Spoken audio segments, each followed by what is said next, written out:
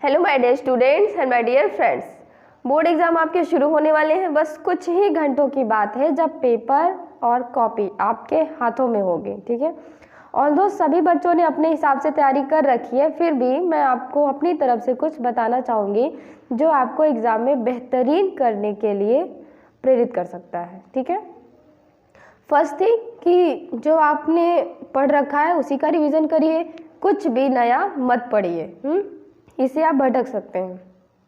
Second thing, अपने centre पर time से पहले पहुंच जाइए। मॉर्निंग का जो आपका ब्रेकफास्ट होना चाहिए वो हेल्दी होना चाहिए, और वाटर बॉटल अपने साथ लेकर जाइए। सारी चीज़ें, पेन, पेंसिल, शार्पनर, इरेजर, ये सब कुछ आप पहले से ही तैयार करके रख लीजिए, जिससे कि आपको मॉर्निंग में हड़बड़ाने की आवश्यकता ना हो, ठीक है। ये सब कुछ ले लिया आपने, और जब आप एग्ज़ाम सेंटर पे पहुंच जाएंगे, वहाँ पर जब आपकी एंट्री हो जाएगी, देखना है कि किस रूम में आप हो, आपकी सीट कहाँ है, आपका रोल नंबर कहाँ पर लगा हुआ है। जब आप एग्ज़ाम हॉल में बैठ जाएंगे, एकदम कूल माइंड से बैठिए, काम होकर, ठीक है, पॉजिटिव माइंडसेट के साथ कि पेपर अच्छा होगा। और जब आपने ऐसा सोच लिया कि अच्छा होगा तो अच्छा ही होना है उसको, ठीक है। तो कुछ चीज़ें जो आप ध्यान में रखिएगा। फर्स्ट थिंग कि जैसे ही आपको पेपर मिले, आप फर्स्ट 15 मिनट से पढ़ने में लगाइए। कई बार होता है बच्चों को पेपर मिलता है तो वो जल्दी जल्दी झट से लिखना शुरू कर देते हैं, लेकिन उन्हें ऐसा बिल्कुल नहीं करना है।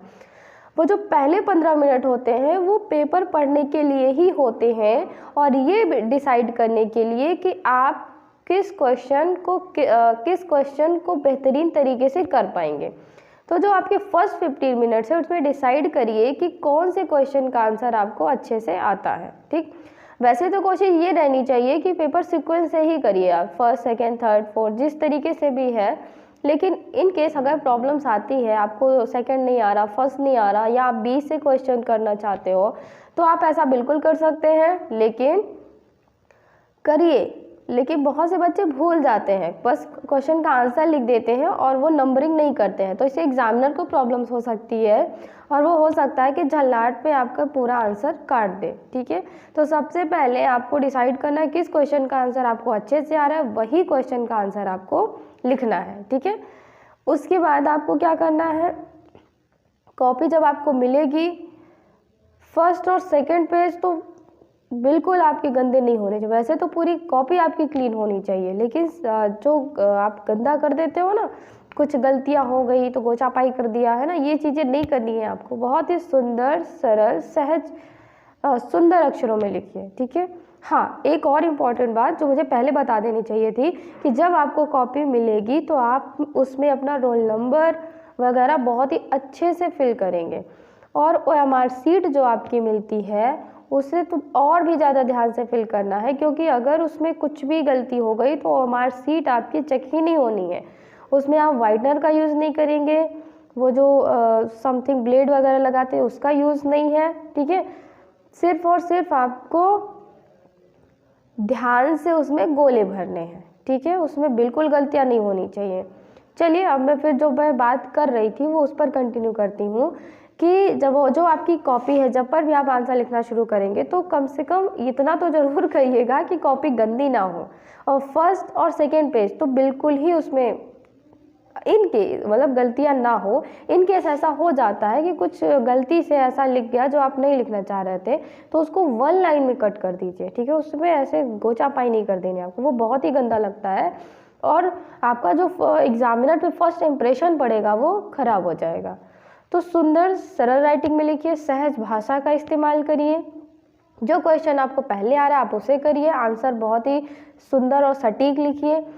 सेकेंड थिंग ये है कि जो तो आपको आ रहा है वो आपने कर लिया। सेकेंड ये होता है कि कुछ क्वेश्चन ऐसे होते हैं जो हमें थोड़े आधे अधूरे से आ रहे होते हैं, तो जो आपको पहले आ रहा है वो आपने बढ़िया से कर लिया। उसके बाद जो आपको आधे अधूरे से आ रहा है उस पर थोड़ा सा दिमाग पे जोर डालिए कि हाँ मैं इसमें कर सकता हूँ, तो उतना तो आप लिखिए ही। प्लस जो भी आपको याद आ रहा है उस चीज़ से रिलेटेड जो भी क्वेश्चन पूछा गया है तो वही चीज़ें आप लिखिए, आलतू फालतू का आपको नहीं लिखना है।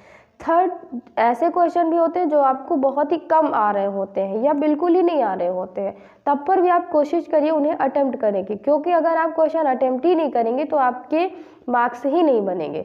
वैसे भी स्टेप बाय स्टेप मार्किंग होती है ना। तो कोशिश करिए कि पेपर पूरा करके आइए बेहतरीन तरीके से, और ज़रूर कुछ ना कुछ आप लिख कर आइए। जो क्वेश्चन आपको नहीं भी आ रहा है उससे रिलेटेड कुछ ना कुछ लिख कर आइए, ठीक है।